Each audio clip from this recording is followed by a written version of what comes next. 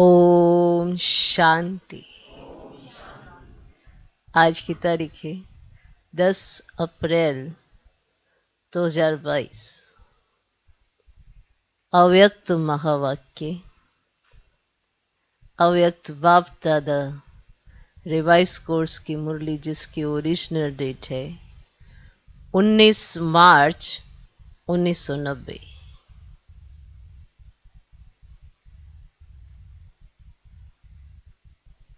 मुरली का सार: उड़ती कला का आधार, उमंग उत्साह के पंख।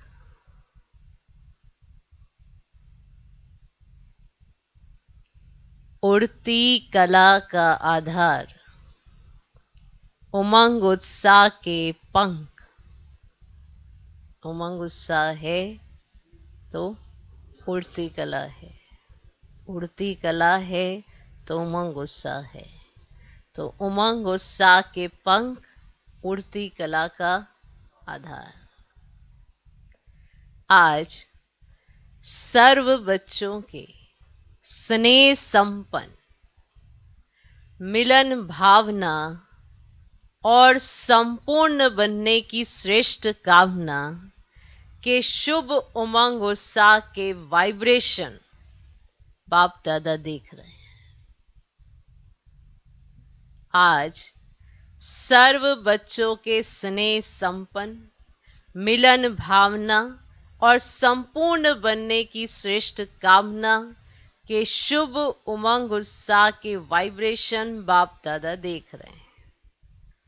हर बच्चे के अंदर, उसमें भी इस कल्प में पहली बार मिलने वाले बच्चों का उमंग और इस कल्प में अनेक बार मिलने वाले बच्चों का उत्साह अपना अपना है। माना इस कल्प में पहली बार मिलने वाले बच्चों का उत्साह और इस कल्प में अनेक बार मिलने वाले बच्चों का उत्साह अपना अपना है। जिसको आप अपनी भाषा में कहते हो नए बच्चे और पुराने बच्चे, कि ये पहली बार मिल रहे हैं और ये बहुत बार मिल लिए हैं, बाबा से मिलन बना चुके हैं। आप यही कहते हो नए बच्चे और पुराने बच्चे, लेकिन हैं सभी अति पुराने ते पुराने, क्योंकि पुरानी पहचान बाप की तरफ, ब्राह्मण परिवार की तरफ आकर्षित कर यहां लाई है। पुरानी पहचान है ना, पुरानी पहचान है। पुरानी पहचान बाप की तरफ, ब्राह्मण परिवार की तरफ आकर्षित कर यहां लाई है। ये सिर्फ निशानी मात्र कहा जाता है, नया और पुराना। ये नया नया बच्चा है, ये पहली बार बाबा से मिलन मनाएगा, इन्होंने बहुत बार मनाया, ये पुराना हो गया है। तो नए बच्चों का उमंग उत्साह यही है कि थोड़े समय में बहुत आगे उड़ते हुए बाप समान बन करके दिखाएं। नए बच्चों का ये उमंग उत्साह है। पुराने बच्चों का यही श्रेष्ठ संकल्प है कि जो बाप दादा से पालना मिली है, खजाना मिला है, उसका रिटर्न बाप के आगे सदा रखते रहें। अब इतने समय से पालना ली है, इतने समय से जो स्नेह मिला है, तो पुराने बच्चे सोचते हैं उसका रिटर्न, बाप का जो स्नेह है उसके रिटर्न में क्या करें, क्या रखते रहे। जो खजाना मिला है उसका रिटर्न बाप के आगे सदा रखते रहे। दोनों का उमंग उत्साह श्रेष्ठ है। तो नए बच्चे और पुराने बच्चे, नए बच्चे कौन? जो पहली बार मिलेंगे, और पुराने कौन? जो बार बार मिल चुके हैं। और दोनों का उमंग उत्साह श्रेष्ठ है। और यही उमंग उत्साह पंख बन उड़ती कला की ओर ले जा रहा है। उड़ती कला के पंख ज्ञान योग तो है ही, लेकिन प्रत्यक्ष स्वरूप में सारी दिनचर्या में, हर समय, हर कर्म में, हर दिन नया उमंग उत्साह स्वतः ही उत्पन्न होता है। ज्ञान योग तो है ही है, ज्ञान योग के पंख, लेकिन प्रत्यक्ष स्वरूप में सारी दिनचर्या में, हर समय, हर कर्म में, हर दिन नया उमंग उत्साह स्वतः ही उत्पन्न होता है। जहां उमंग उत्साह है वहीं उड़ती कला का आधार है। वही उड़ती कला, जहां उमंग उत्साह है वही उड़ती कला का आधार है। कैसा भी कार्य हो, चाहे सफाई करने का हो, बर्तन मांजने का हो, साधारण कर्म हो, लेकिन उसमें भी उमंग उत्साह नेचुरल और निरंतर होगा। ऐसे नहीं कि जब ज्ञान की पढ़ाई कर और करा रहे हैं, वह याद में बैठे हैं, किसको बिठा रहे हैं, वह आध्यात्मिक सेवा में बिजी हैं, तो उस समय सिर्फ उमंग उत्साह हो, और साधारण कर्म हो तो स्थिति भी साधारण हो जाए, उमंग उत्साह भी साधारण हो जाए। ये उड़ती कला की निशानी नहीं। माना वो आत्माएं किसी भी कर्म में हो, चाहे वो बैठी हैं, चाहे खड़ी हैं, चाहे वो योग कर रही हैं, चाहे वो ज्ञान की चर्चा कर रही हैं, चाहे आध्यात्मिक सेवा में बिजी हैं, किसी और की सेवा में बिजी हैं, फिर भी उनका उमंग उत्साह हर समय क्या रहेगा? क्या रहेगा? विशेष ही रहेगा, साधारण नहीं होगा। उनका कोई कर्म साधारण देखने में नहीं आएगा, क्योंकि उसमें उमंग उत्साह बहुत होगा। उड़ती कला वाली श्रेष्ठ आत्मा के उमंग उत्साह के पंख सदा ही उड़ते रहेंगे। तो बाप दादा सभी बच्चों के उमंग उत्साह को देख रहे हैं। पंख तो सभी के हैं, लेकिन कभी कभी उमंग उत्साह में उड़ते उड़ते थक जाते हैं। पंख तो हैं, लेकिन अब पंख उड़ने के लिए दे जाते हैं, पर कभी कभी उड़ते उड़ते उमंग उत्साह में थक जाते हैं। कोई छोटा बड़ा कारण बनता है, अर्थात रुकावट आती है। कभी तो प्यार से पार कर लेते हैं, लेकिन कभी घबरा जाते हैं, जिसको आप लोग कहते हैं कंफ्यूज हो जाते हैं। क्या आ जाते हैं? कंफ्यूज हो गया, कुछ समझ नहीं आ रहा, फ्यूज ही उड़ गया है, कुछ समझ सा ही नहीं आ रहा, करना क्या है। जिसको आप लोग कहते कंफ्यूज हो जाते हैं, इसे सहज पार नहीं होने के कारण, नहीं करने के कारण थक जाते हैं। लेकिन थोड़ा थोड़ा थकते हैं, फिर भी लक्ष्य श्रेष्ठ है, मंजिल अति प्यारी लगती है, इसलिए उड़ने लग जाते हैं। श्रेष्ठ लक्ष्य और प्यारी मंजिल और बाप के प्यार का अनुभव थकावट से नीचे की स्थिति में ठहरने नहीं देता है, इसीलिए फिर से उड़ने लग जाते हैं। तो बाप दादा बच्चों का यह खेल देखते रहते हैं, फिर भी बाप का प्यार रुकने नहीं देता। क्या नहीं करने देता? रुकने नहीं देता। और प्यार में मेजॉरिटी पास है, इसीलिए रुकावट कितना भी रोकने की कोशिश करे, और करती है। कभी कभी सोचते हैं कि बड़ा मुश्किल है, इससे तो जैसे थे वैसे बन जाएं, लेकिन चाहते भी पास्ट लाइफ में जाने का मजा नहीं आता, क्योंकि पहले तो इस परमात्म प्यार और देहधारियों का प्यार दोनों का अंतर सामने है। तो उड़ते उड़ते जब ठहरती कला में आ जाते हैं, तो दो रास्तों के बीच में होते हैं और सोचते हैं इधर जाएं या उधर जाएं, कहां जाएं। लेकिन परमात्म प्यार का अनुभव कंफ्यूज को सुरजीत कर देता है, और उमंग उत्साह के पंख मिल जाते हैं। इसीलिए सोचते भी फिर ठहरती कला से उड़ती कला में उड़ जाते हैं। बातें बहुत छोटी छोटी होती हैं, लेकिन उस समय कमजोर होने के कारण बड़ी लगती हैं। जैसे शरीर की कमजोरी वाले को एक पानी का गिलास उठाना भी मुश्किल लगता है। जिसके शरीर में कमजोरी आ गई है, एक पानी का गिलास उठाना भी मुश्किल लगता है। और जो हिम्मत वाला है, उसको 2 बाल्टी उठाना भी खेल लगता है। कुछ क्लियर हुआ? जिसको कमजोरी, माना जिसका उमंग उत्साह ऐसा है, जो बातों को पकड़े हुए है, उमंग उत्साह कम हो गया है, हिम्मत थोड़े से नहीं रही है, तो उसका जो उमंग उत्साह है उसमें कमी आ गई है, थक गया है, तो उसे, जैसे कि बाबा ने एग्जाम्पल दिया, अगर शरीर से कोई कमजोर होता है तो एक गिलास उठाना भी मुश्किल है उसके लिए, और अगर कोई हिम्मत वाला होता है तो वो 2 बाल्टी उठाना भी खेल समझता है। ऐसे ही छोटी सी बात बड़ी अनुभव करने लगते हैं। तो उमंग उत्साह के पंख सदा उड़ाते रहते हैं।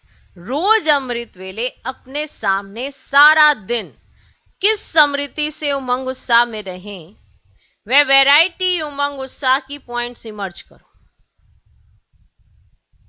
सिर्फ एक ही पॉइंट कि मैं ज्योतिर्बिंदु हूं, बाप भी ज्योतिर्बिंदु है, घर जाना है, फिर राज्य में आना है, ये एक ही बात कभी कभी बच्चों को बोर कर देती है। कुछ समझ में आया? मैं ज्योति बिंदु हूँ, बाबा भी ज्योति बिंदु ही है, ज्योति बिंदु है, ठीक है। अब घर जाना है, फिर राज्य में आना है, कुछ दिख नहीं रहा, ना कुछ समझ आ रही है, ना कुछ महसूस हो रहा है। तो ये एक ही पॉइंट बच्चों को कभी कभी बोर कर देती है। फिर सोचते कुछ नया चाहिए। लेकिन हर दिन की मुरली में उमंग उत्साह की भिन्न भिन्न पॉइंट्स होती हैं। वह उमंग उत्साह की विशेष पॉइंट अपने पास नोट करो। बहुत बड़ी लिस्ट बना सकते हैं, डायरी में भी नोट करो तो बुद्धि में भी नोट करो। अभी सिर्फ डायरी में नोट करते हैं, बुद्धि में नहीं। जो बात डायरी में नोट कर रहे हो उसको यहां भी तो नोट करो, तभी तो वो रिवाइज करेंगे। तो डायरी में भी नोट करो तो बुद्धि में भी नोट करो। जब बुद्धि में इमर्ज ना हो तो डायरी से इमर्ज करो, ठीक है। अगर आपको याद नहीं आ रहा तो डायरी से इमर्ज करो, डायरी को निकालो, और वैरायटी पॉइंट्स हर रोज नया उमंग उत्साह बढ़ाएंगे। डायरी में भी नोट करो तो बुद्धि में भी नोट करो। जब बुद्धि में इमर्ज ना हो तो डायरी से इमर्ज करो, और वैरायटी पॉइंट्स हर रोज नया उमंग उत्साह बढ़ाएगी। मनुष्य आत्मा का यह नेचर है क्या, कि वैरायटी पसंद आती है। इसीलिए चाहे ज्ञान की पॉइंट्स मनन करो या रूढ़िहान करो, सारा दिन बिंदु याद करेंगे तो बोर हो जाएंगे। लेकिन बिंदु बाप भी है, बिंदु आप भी हो, संगम युग पर हीरो पाटधारी भी हो, जीरो के साथ हीरो भी हो। सिर्फ जीरो नहीं हो, संगम युग पर हीरो होने के कारण सारे दिन में वैरायटी पार्ट बजाते हो। अपने पार्ट को समझो तो अलर्टनेस गिफ्ट में मिलती है। पता है आपको ये बात?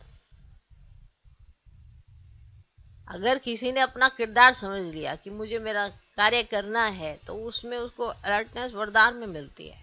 उसे खुद से मेहनत नहीं करनी पड़ती है। बहुत सारी चीजें हैं देखने की हैं। सारा दिन बिंदु याद करेंगे तो बोर हो जाएंगे, लेकिन बिंदु बाप भी है, बिंदु आप भी हो। संगम युग पर हीरो पाटधारी भी हो, जीरो के साथ हीरो भी हो। सिर्फ जीरो नहीं हो, संगम युग पर हीरो होने के कारण सारे दिन में वैरायटी पार्ट बजाते हो। मुझ जीरो का सारे कल्प में क्या क्या पार्ट रहा है? जीरो माना बिंदु। और इस समय क्या हीरो पार्ट है, किसके साथ पार्ट है, कितना समय और क्या पार्ट बजाना है। इस वैरायटी रूप से जीरो बन अपने हीरो पार्ट की स्मृति में रहो। याद में भी वैरायटी रूप से कभी बीज रूप स्थिति में रहे, कभी फरिश्ता रूप में, कभी रूढ़ियान के रूप में रहो। कभी बाप के मिले हुए खजानों के एक एक रतन को सामने लाओ। जिस समय जो रुचि हो उसी रीति से याद करो। जिस समय जिस संबंध से बाप का मिलन, बाप का स्नेह चाहो, उस संबंध से मिलन मनाओ। इसीलिए जो सर्व संबंध से बाप ने आपको अपना बनाया और आपने भी बाप को सर्व संबंध से अपना बनाया। सिर्फ एक संबंध तो नहीं है, वैरायटी है ना।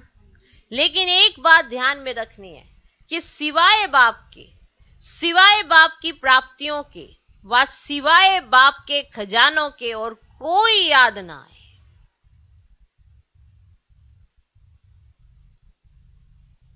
एक बात तो ध्यान में अवश्य रखनी है कि सिवाय बाप के, सिवाय बाप की प्राप्तियों के व सिवाय बाप के खजानों के और कोई याद न आए।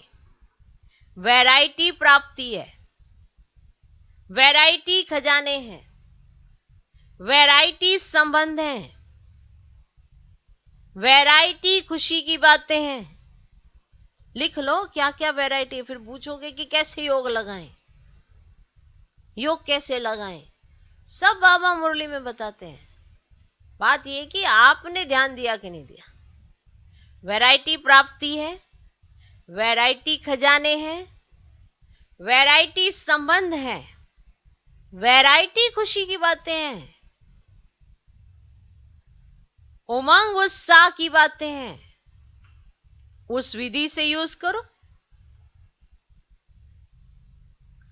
बाप और आप, यही सेफ्टी की लकीर है। इस स्मृति की लकीर से बाहर नहीं आओ।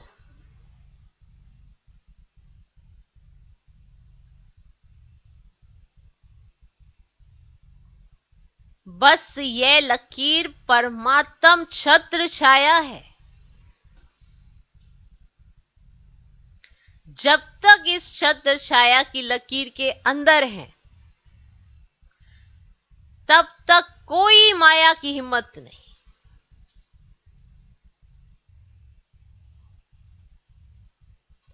फिर मेहनत क्या होती, रुकावट क्या होती, विघ्न क्या होता, इन शब्दों से अविद्या हो जाएगी। मेहनत क्या होती, रुकावट क्या होती, विघ्न क्या होता है, इन शब्दों से अविद्या हो जाएगी। जैसे आदि स्थापना के समय जब सत्युग की आत्माएं प्रवेश होती थी, तो उन आत्माओं को विकार क्या होता है, दुख क्या होता, माया क्या होती है, इन शब्दों की अविद्या रहती थी। बच्चों को यह अनुभव है ना, पुराने तो इन बातों को जानते हैं। ऐसे जो बाप और आप इस स्मृति की लकीर की छत्र छाया में हैं, उनको इन बातों की अविद्या हो जाती है, इसलिए सदा सेफ है, सदा बाप के दिल में रहते हैं। आप लोगों को दिल ज्यादा पसंद आती है ना, सौगात भी हार्ट ही बना कर लाते हो, केक भी हार्ट बनाते हो, बॉक्स भी हार्ट जैसा बनाते हो, माने जिसमें आप सौगात रखते हो वो भी हार्ट जैसा बनाते हो, तो रहते भी हार्ट में हो ना। बाप की हार्ट तरफ माया आ नहीं सकती।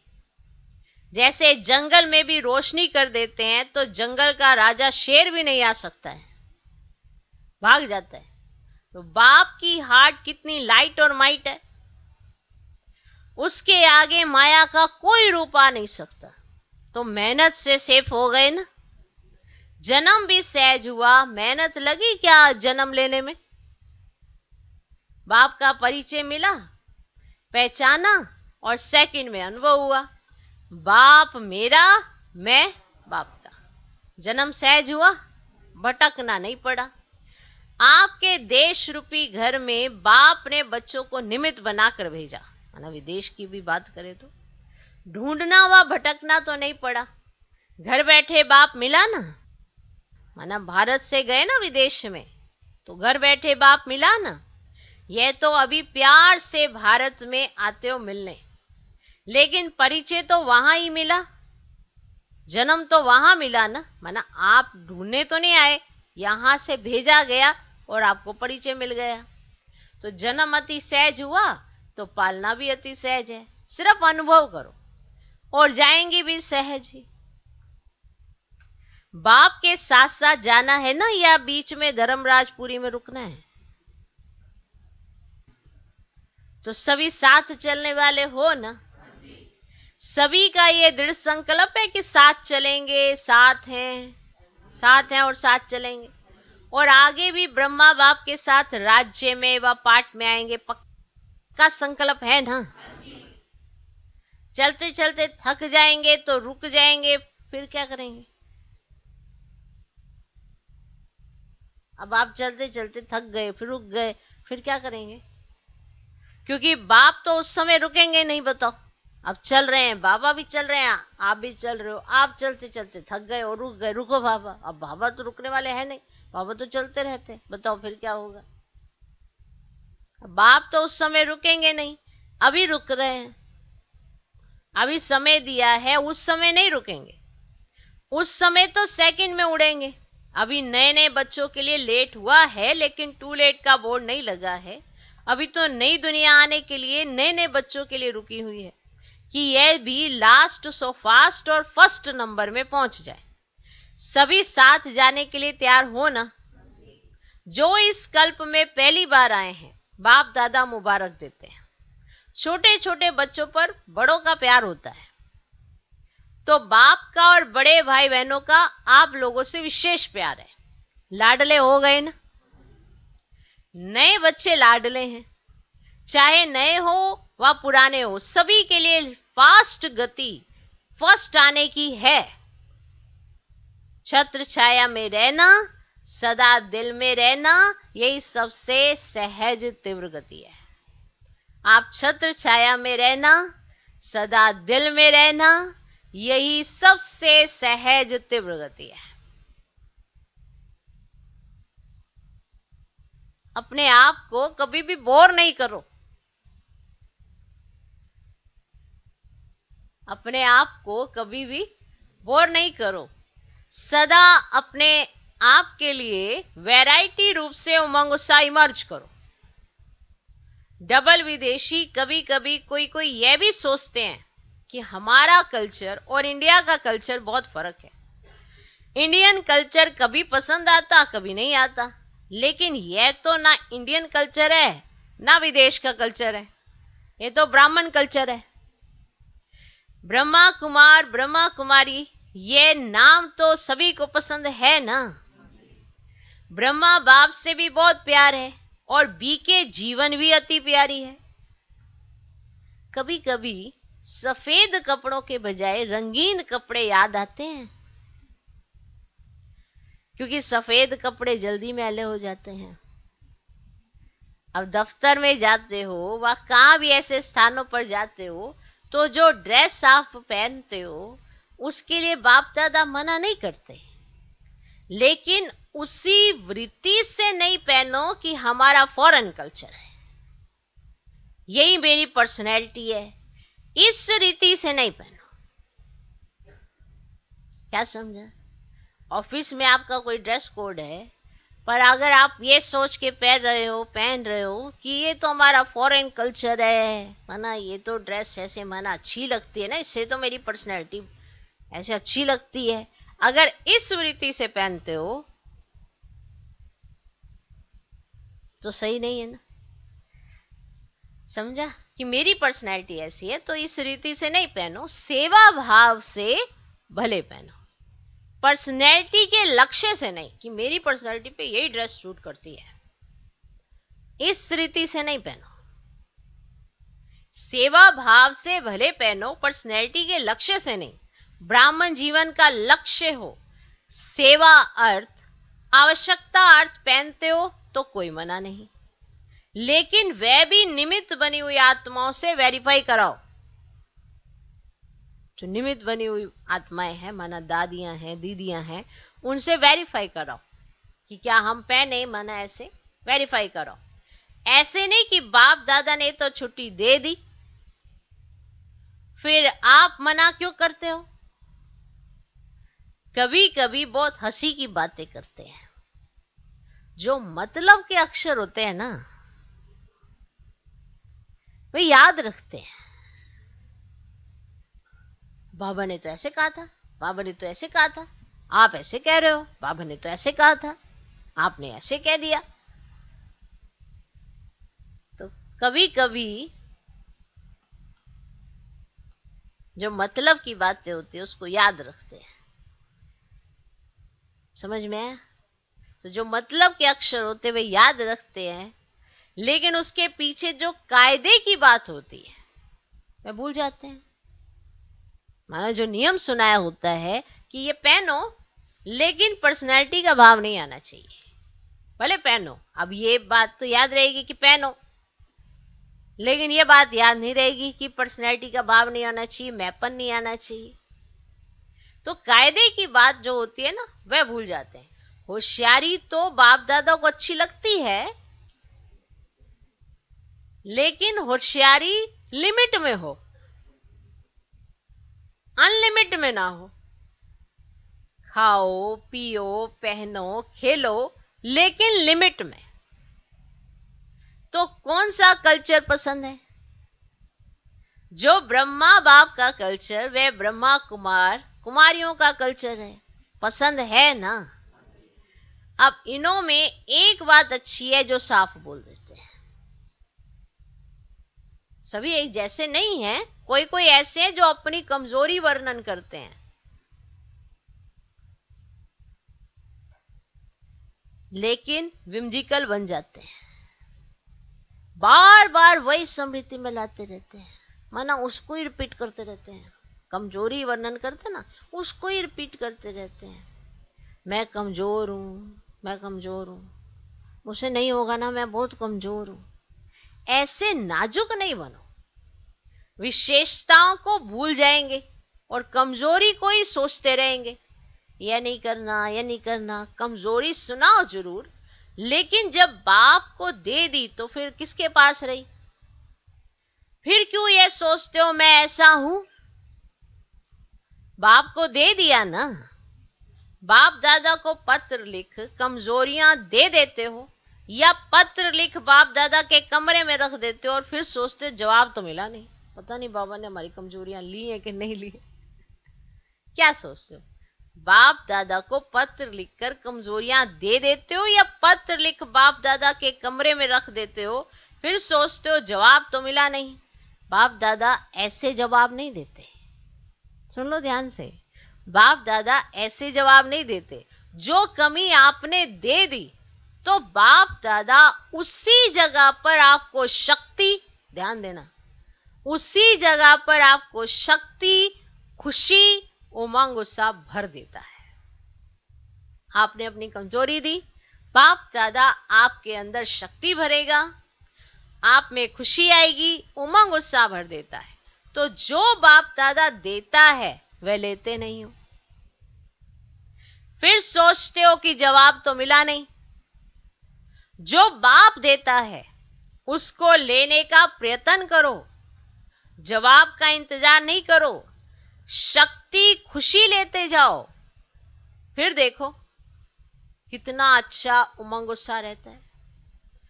जिस घड़ी अपनी कमजोरी लिखते हो, वह निमित्त बनी हुई आत्माओं को सुनाते हो, तो दे दी, माना खत्म।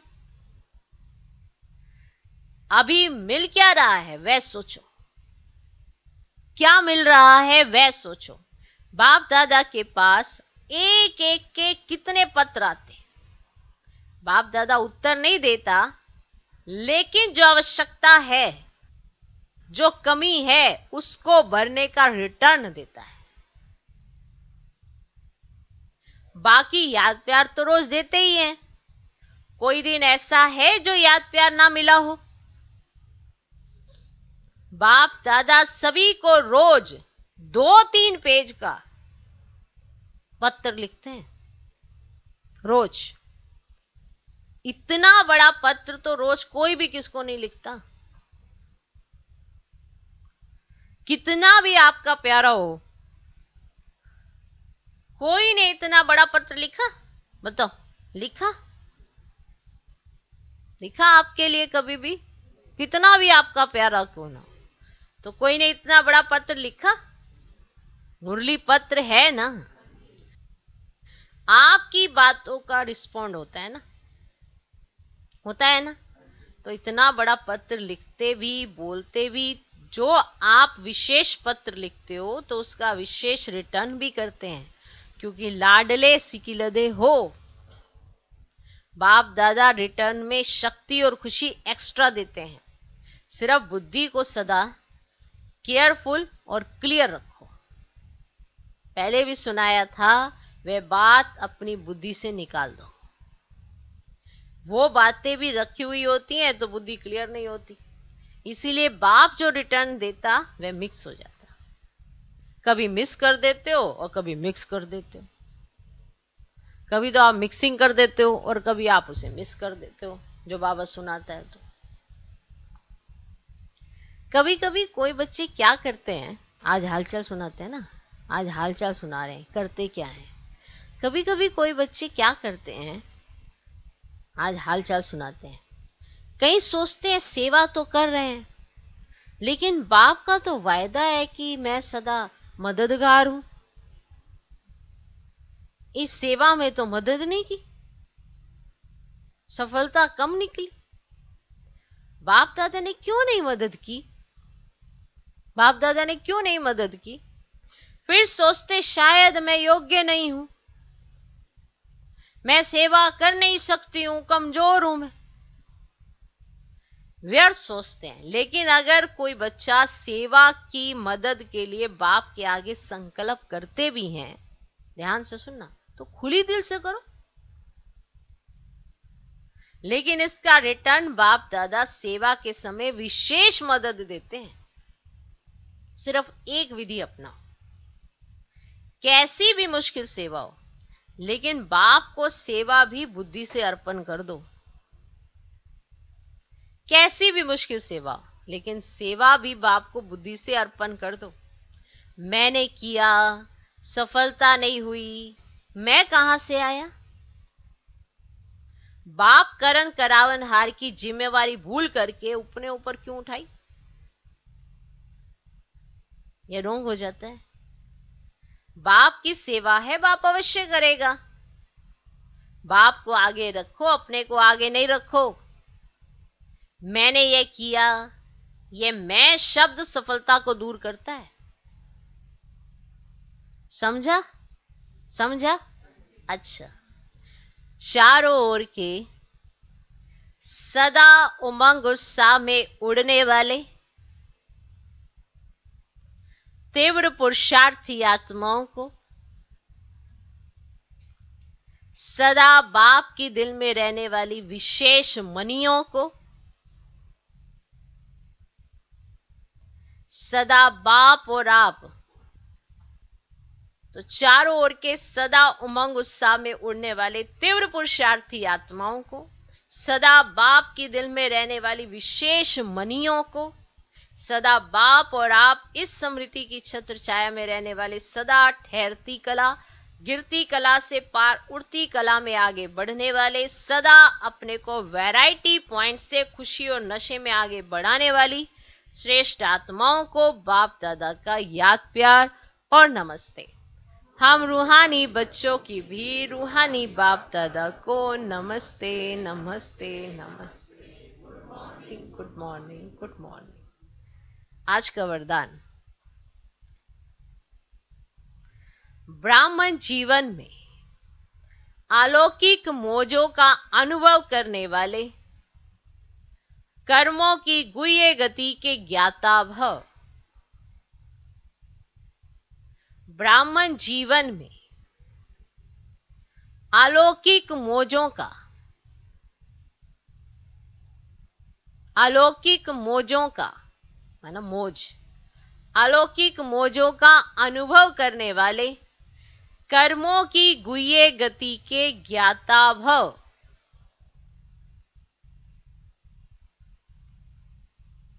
ब्राह्मण जीवन में अलौकिक मौजों का अनुभव करने वाले, अलौकिक मौजों का अनुभव करने वाले, कर्मों की गुह्य गति के ज्ञाता भव।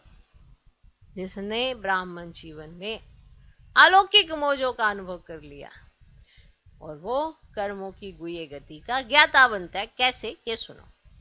ब्राह्मण जीवन मौज की जीवन है, लेकिन मौज में रहने का अर्थ यह नहीं है कि जो आया वह किया। मस्त रहा, ये मौज का अर्थ नहीं है। ये अल्पकाल के सुख की मौज। मान लो मुझे तो बड़ी तेज गाड़ी चलाने में मजा आता है? बड़ी तेज गाड़ी चलाने में 100-200 तक के मजा आता है मेरे को चलाने, या कोई भी ऐसी चीज, कोई बड़ा मजा आता है फिल्में देखने में, इतना मजा आता है ना। सीरियल जो आता ना, एकदम पता ही नहीं चलता कब सुबह से शाम हो जाती है, बड़ा मजा सा आता है। इसलिए ये मतलब नहीं है मौज का कि जो आया वह किया, मस्त रहा। ये अल्पकाल के सुख की मौज व अल्पकाल के संबंध संपर्क की मौज सदा काल की प्रसन्न चित्त स्थिति से भिन्न है। जो आया वह बोला, जो आया वह किया, हम तो मौज में रहते हैं। ऐसे अल्पकाल के मनमोजी नहीं बनो, क्योंकि अगर आपको फ्रीली कुछ भी बोलने की आदत पड़ गई तो आप पे ब्रेक नहीं लगेगी, आपकी जुबान पर बोलते जाएंगे बोलते जाएंगे। इसलिए बहुत कंट्रोल रखना होता है कि सोच के बोलना होता है कि क्या बोल रहे हैं। तो जो आया वह बोला, जो आया वह किया, हम तो मौज में रहते हैं। ऐसे अल्पकाल के मनमोजी नहीं बनो, सदा काल की रूहानी अलौकिक मौज में रहो। यही यथार्थ ब्राह्मण जीवन है। मौज के साथ कर्मों की गुह्य गति के ज्ञाता भी बनो कि कौन से कर्म से उसका क्या फल होता है। जो कर्म करेंगे उसका फल तो मिलेगा ना, तो ऐसे इसके कर्मों की गुह्य गति के ज्ञाता भी बनो। कि ऐसे नहीं कि मौज मनानी है, मौज मनानी है, मस्त रहना है तो कोई भी कर्म कर दे। तो मौज के साथ कर्मों की गुह्य गति के ज्ञाता भी बनो, क्योंकि दुनिया की मौज और आपकी मौज में अंतर है बहुत बड़ा।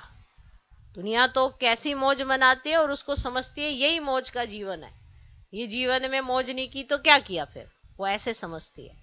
तो हमें उस मौज में नहीं जाना है, हमें परमात्म मौज में रहना है। क्योंकि उस मौज में जाने से कर्मों का क्या होता है, विक्रम बन जाता है।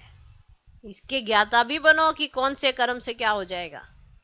तो मौज के साथ कर्मों की गुह्य गति के ज्ञाता भी बनो। आज का स्लोगन, अहम और वहम,